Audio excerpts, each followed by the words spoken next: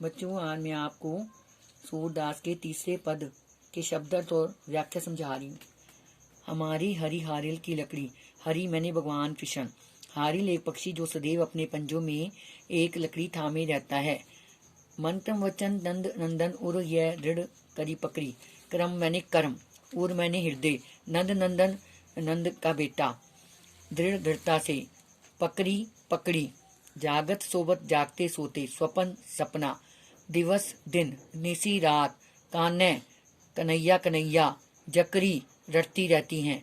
सुन्नत जोग लागत है, जोग योग, ज्यों जैसे, करवी कड़वी, ककरी ककड़ी, सूतो सू मैंने वह, व्याधि मैंने रोग बीमारी, सुनी न जकरी, जकरी रटती रहती हैं।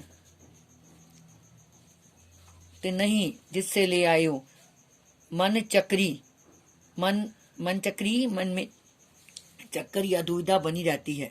भावार्थ ध्यान से देखिए। हमारी हरिहारिल की लकड़ी।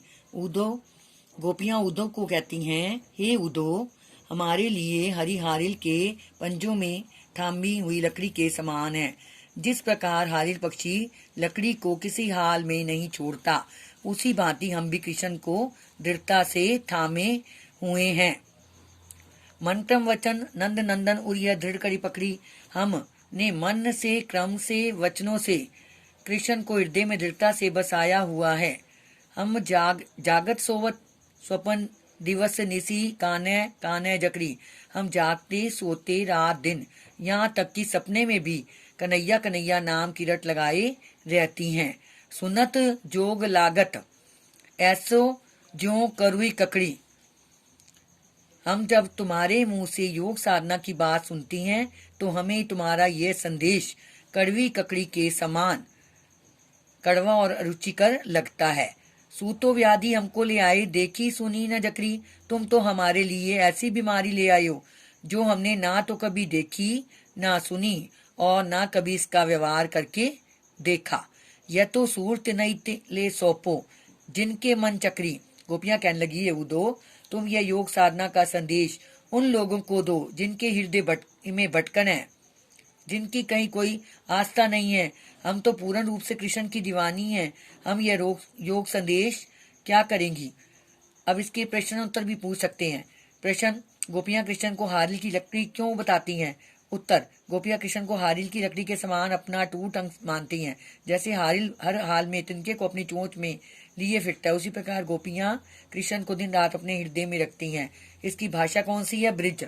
और इसमें अनुप्रास अलंकार का कौन सा उदाहरण है? हमारे हरिल, हारिल, करवी ककड़ी।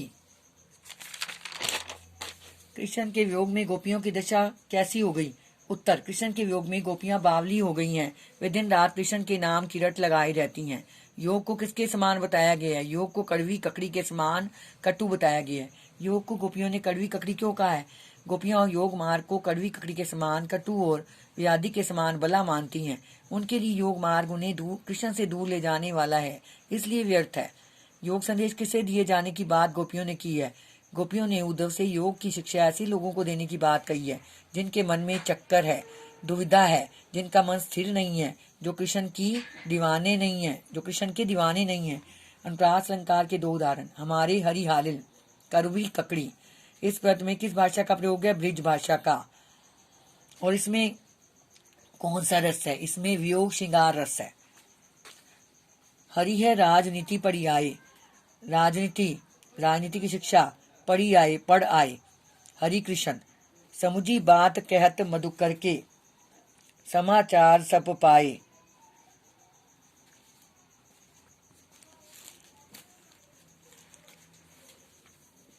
हरि कृष्ण पढ़ी आए, सीख आए। मधुकर भ्रमर या उदो उते थे, पठाए भेजे आगे के पहले के, परहित दूसरों की भलाई, दौलत धाए दौड़ते फिरते थे। फिर पाइए फिर से पा लेंगी, अनीति अन्याय आपुन स्वयं जाही सताए, सताया जाए जे जो। हरि है राजनीति पढ़ाए। इसका अर्थ, गोपियां उद्धव से कहती हैं, हे उदो, लगता है श्री कृष्ण राजनीति पढ़ आए हैं। अरे भवरे उदो, समुझी बात कहत मधुकर के, समाचार सब पाए। मैं तो तुम्हारी बात कहते सुनते ही समझ गई थी कि दाल में कुछ काला है। हम सब समाचार जान गई थी। एक हती चतुर होते पहले ही अब गुरु ग्रंथ पर आए।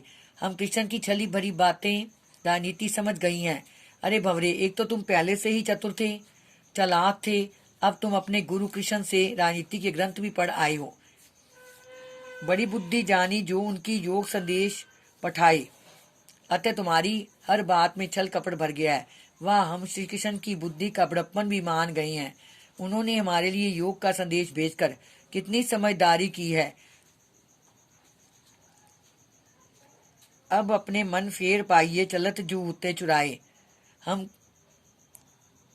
क्या उन्हें लगता है कि हम योग संदेश सुनकर कृष्ण को भूल पाएंगी? यह सोचना मूर्खता है।